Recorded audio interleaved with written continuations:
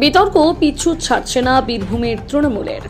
অভিযোগ উঠছে কোর কমিটির অনুমোদন ছাড়াই গতকাল দুবরাজপুর 21শে জুলাইয়ের প্রস্তুতি বৈঠক করেছেন তৃণমূলের জেলা কোর কমিটির অন্যতম সদস্য সুদীপ্ত ঘোষ, যেখানে উপস্থিত ছিলেন দুবরাজপুর শহর এবং ব্লকের একাধিক নেতা। গত কয়েক মাস ধরে শুরু জেলা তৃণমূলের অন্তর্কোন্দল চলছে।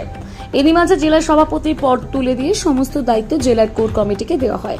এমনকি দলে যে কোনো কর্মসূচির ডাক দেবে জেলা কোর কমিটি, এমন নির্দেশ দেওয়া হয়েছে রাজ্য তৃণমূলের পক্ষ থেকে। কিন্তু তারপর বিতর্ক যেন তৃণমূলের পিছু ছাড়ছে না। বিতর্ক তৈরি করলেন কোর কমিটির অন্যতম সদস্য সুদীপ্ত ঘোষ। তার এই যে মিটিং, জেলা কোর কমিটির কোনো অনুমোদন ছিল না বলে সূত্রের খবর। যদিও সুদীপ্তর ব্যাখ্যা, নিজের এলাকা দেখার নির্দেশ দেওয়া হচ্ছে, সেই মতো আমি নিজের এলাকা দেখছি। প্রসঙ্গত দুবরাজপুর বিধানসভার বিজেপির বিধায়ক।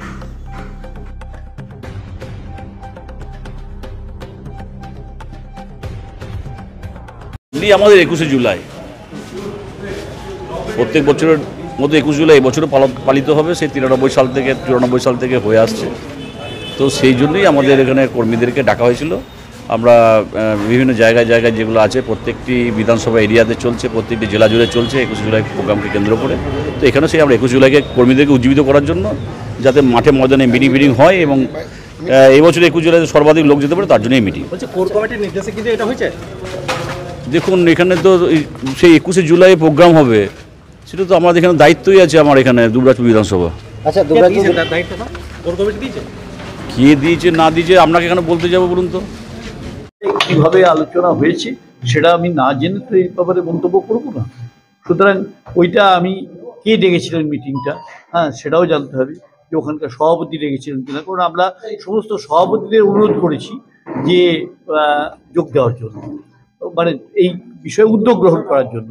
আমি চেয়ারম্যান হিসেবেই সবাইকে এবং কোর কমিটির সিদ্ধান্ত অনুসারে, আমার সিদ্ধান্ত নয়, কোর কমিটির সিদ্ধান্ত অনুসারে আমরা সমস্ত জেলার সমস্ত সভাপতি, ব্লকের এবং শহরের সভাপতিদের অনুরোধ করেছি যে তারা এই 21শে জুলাই নিয়ে তারা তাদের কর্মসূচি শুরু করুন। দেওয়াল লিখন, পথসভা, সভা এবং বিভিন্ন। সেক্ষেত্রে সভাটা কে ডেকেছিলেন এটা আমাদের জানতে হবে। একটা সুদীপ্ত ঘোষ কালকে যেটা বলেছে যে আমার দায়িত্ব দুবরাজপুরে, সেই জন্য আমি সভা ডেকেছি। আমি বলি ভাই, এই বিষয়গুলো তো প্রকাশ্যে বলার নয়, সুতরাং এই বিষয়টা আমি কোনো মন্তব্য করবো না। কমিটি থেকে সেটা নয়, বিধানসভা অনুযায়ী সবাই সংগঠন দেখবে।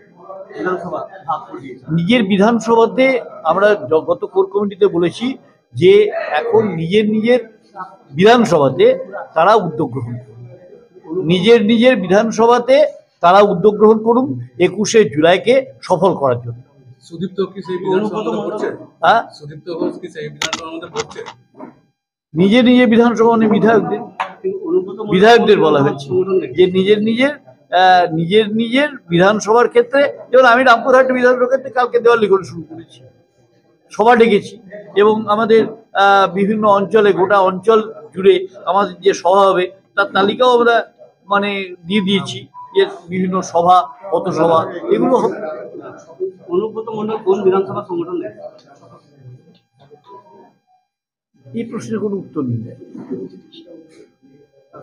আপনি সংগঠনের কথা জিজ্ঞেস করুন, আমি বলবো। পার্টিকুলার কে দেখবেন কোন বিধানসভা এসব না, বলুন আপনি। দায়িত্ব থাকবে এটা রাজ্য কমিটিকে জিজ্ঞেস করুন।